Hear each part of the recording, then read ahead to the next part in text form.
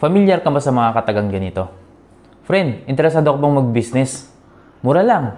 Kikita ka pa. Check mo lang, wala namang mawawala.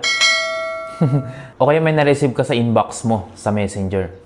Sabi niya, "Hi, may ipapakita ko sa yung opportunity. Baka sakaling magustuhan mo." O di naman kaya ganito sasabihin ng friend mo, "Uy friend, may bago akong business. Sali ka na please." Or may biglang may message sa'yo. Sabi niya sa'yo, "Join ka na. Wala namang mawawala." So yun yung pag-uusapan natin ngayon dito sa video na ito. Marami ang mga nagsisimula sa network marketing ngayon na hindi okay yung ginagawa nila sa pag-approach ng kanilang mga prospect. Baka isa ka sa kanila.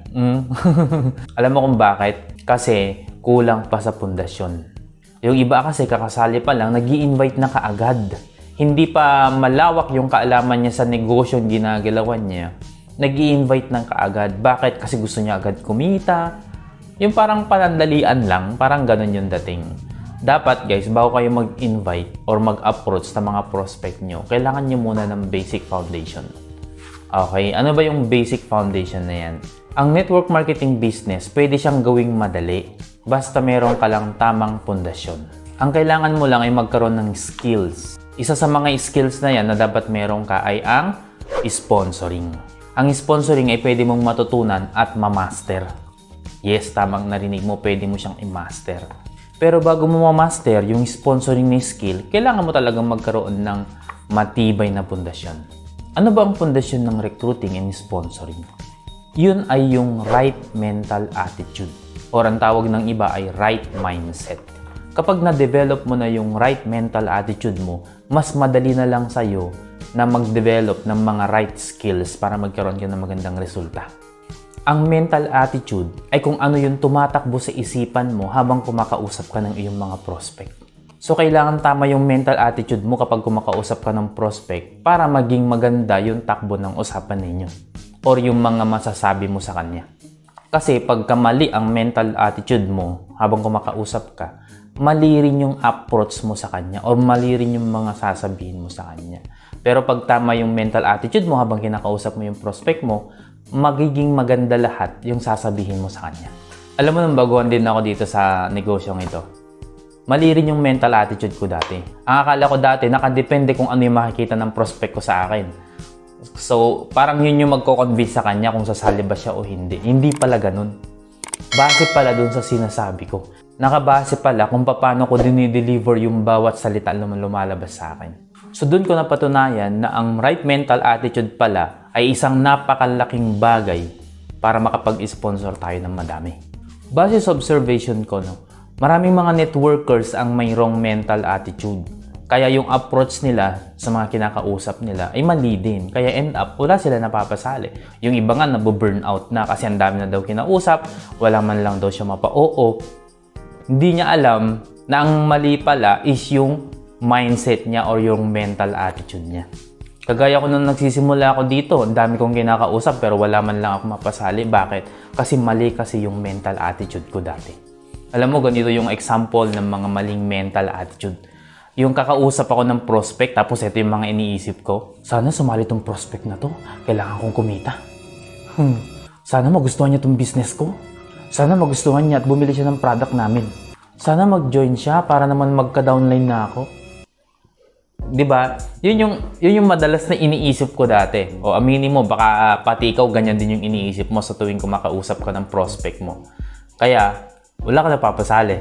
Tama ba? Kapag kasi ganun yung iniisip mo habang kumakausap ka ng prospect, parang desperado ka eh. Parang ano dun yung kailangan mo siya. O kaya wala kang abundance mentality. Ang pagiging desperado at lack of abundance mentality ay maling mental attitude. Kapag kasi mali yung mental attitude mo, magre-reflect yan kung ano yung mga sasabihin mo sa kausap mo. At mararamdaman yun ng prospect mo. So kapag ang nasa isip mo, tumatakbo sa isipan mo ay kailangan mo siyang mapasali para kumita ka or yung mga binanggit ko kanina, parang ganito yung magiging approach mo. Friend, baka interesado kang mag-business, mura lang. Tignan mo, wala namang mawawala. Yan, yung mga pwede mong sabihin kapag yung mental attitude mo ay needy. Yan yung isa sa magiging approach mo kapag ang utak mo ay yung kailangan mo siya. O kaya ganito, magme-message ka sa mga friend mo sa Facebook. Sasabihin mo, "Hi po, may ipapakita po ako sa yung opportunity, baka sakaling magustuhan mo." O di ba? O ito pa, mineses mo yung friend mo sa Facebook. "Uy friend, may ipapakita ako sa'yo, tignan mo, wala namang mawawala." At ito yung malupit. If i-message mo yung friend mo, best friend mo, o kaya yung close friend mo, say mo sa kanya, "Friends, hali ka na sa business ko, please." O nagmakaawa ka pa.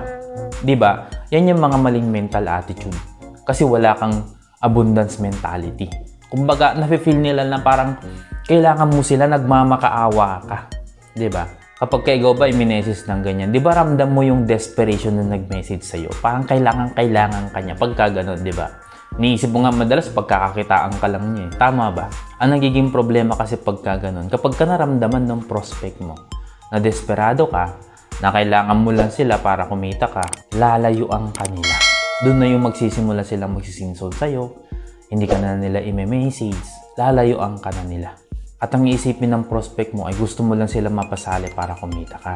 Gusto mo lang sila mapasali para magkakomisyon ka. Or, desperado kang pasalihin sila kasi hindi ka pa kumikita o kaya sobrang liit pa lang yung kinikita mo.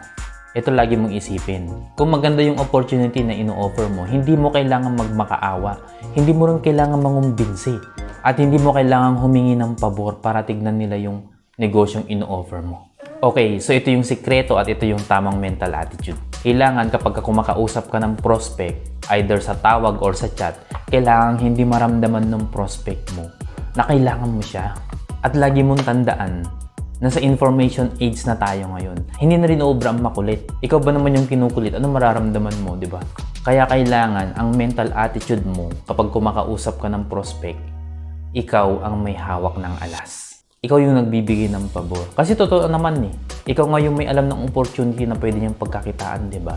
So, siya yung talaga yung may kailangan sa'yo. Hindi ko yung may kailangan sa kanya. Kasi siya, kailangan niya ng opportunity para kumita pa ng mas marami. At ikaw yung taong tutulong sa kanya.